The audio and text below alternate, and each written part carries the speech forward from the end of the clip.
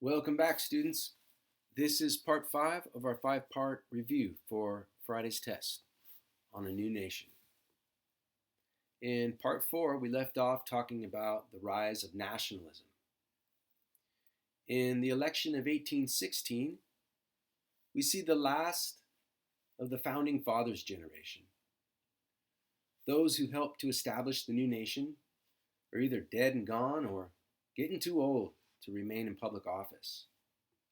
In this election, the Democratic Republican James Monroe easily defeats the Federalist Rufus King.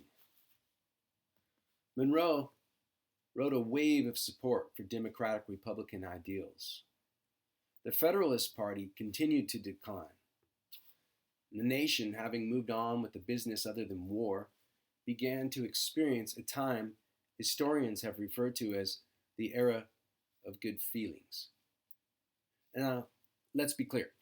Not every American was experiencing the joyful celebration portrayed in this picture. Slavery was expanding in the South. Native Americans were watching settlers move deeper into their homelands.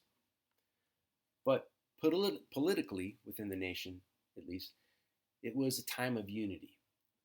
The Federalist Party had more or less fallen apart. The party of Jefferson was in favor, and Americans began to look westward in hopes of expanding the new nation. So let's take a quick look at the rest of the Americas during this time period. I say Americas, plural, to indicate the changes taking place in the Western Hemisphere between 1800 and 1830.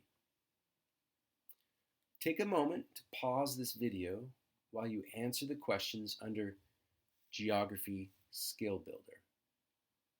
All right, pause and answer number 1 and 2, just off the top of your head, and then we'll review.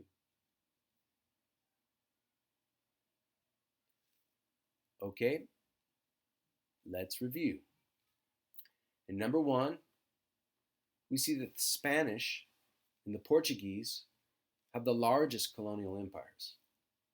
And that helps to explain why Brazilians speak Portuguese, and most of the rest of Central and South America speak Spanish.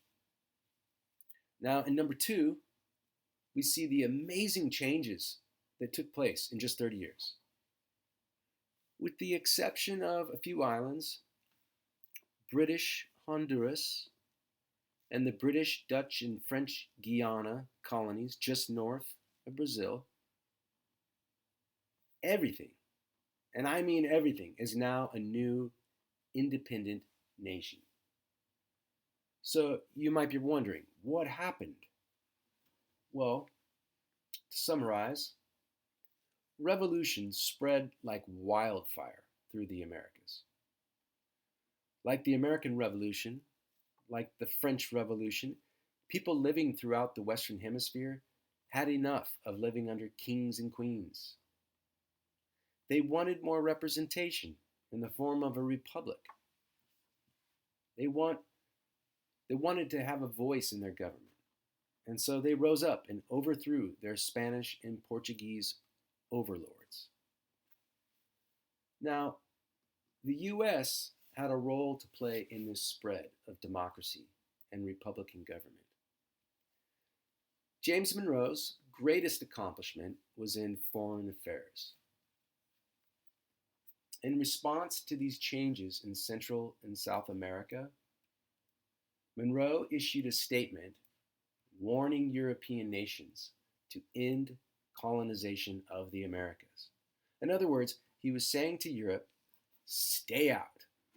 These new nations are off limits. We will not tolerate you coming to the Western Hemisphere to establish colonies. You must respect these new nations' right to exist. Another way of expressing it is the United States was carving out its own sphere of influence, separate from Europe.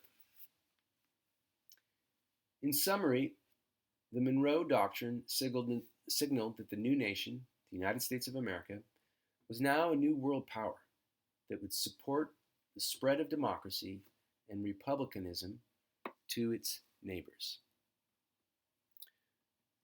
that ends part 5 of our five-part review for Friday's test. So I hope that's been helpful making sense of your reading, the review of the documentary, and the sort of main ideas that I'd like you to understand about this era in our nation's founding. All right. See you on Friday. Take care.